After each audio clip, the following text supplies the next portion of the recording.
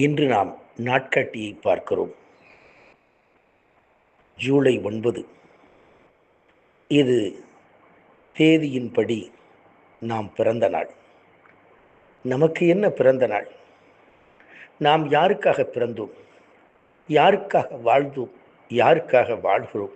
எதற்காக நமது வாழ்க்கை தடம்? எண்ணி பார்க்கையில் நாட்சக்கரம் எவ்வளவு வேகமாக ஓடுகிறது.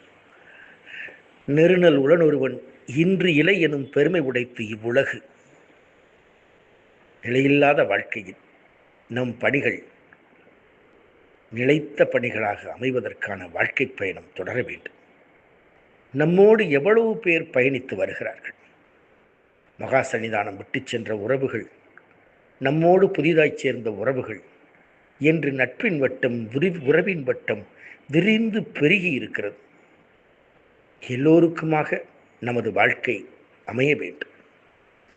இது தனி வாழ்க்கை அல்ல, பிறருக்காக வாழ்கிற வாழ்க்கை, பிறர் நலம் பேணும் வாழ்க்கை. சமூகத்தின் துன்பத்தை நம் துன்பமாக எண்ணி அதை மாற்றுவதற்காக நமது முயற்சிகள் இருக்கக்கூடிய வாழ்க்கை. இந்த வாழ்க்கையில் பிறரை மண்ணில் நல்ல வண்ணம் வாழ என்று ஆசீர்வதிப்பது மட்டுமல்ல, மண்ணில் நல்ல வண்ணம் வாழ்வதற்கு அனைவருக்கும் நாம் வழிகாட்ட வேண்டியதும், நம்மால் இயன்ற அளவு அவர்களோடு அவர்களின் வாழ்க்கை பயணத்தை செம்மையாக்குவதுமான வாழ்க்கைதான்.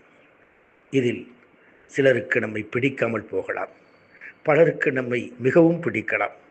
பிடித்தவர்கள், பிடிக்காதவர்கள், விரும்புகிறவர்கள், வெறுக்கின்றவர்கள் என்று பேதம் பாராது அனைவரிடமும் ஒரே அன்பை, ஒற்றை அன்பை, மனம் கனிந்த அன்பை, உயிர்களந்த அன்பை காட்ட வேண்டியதுதான் நம்முடைய வாழ்க்கை.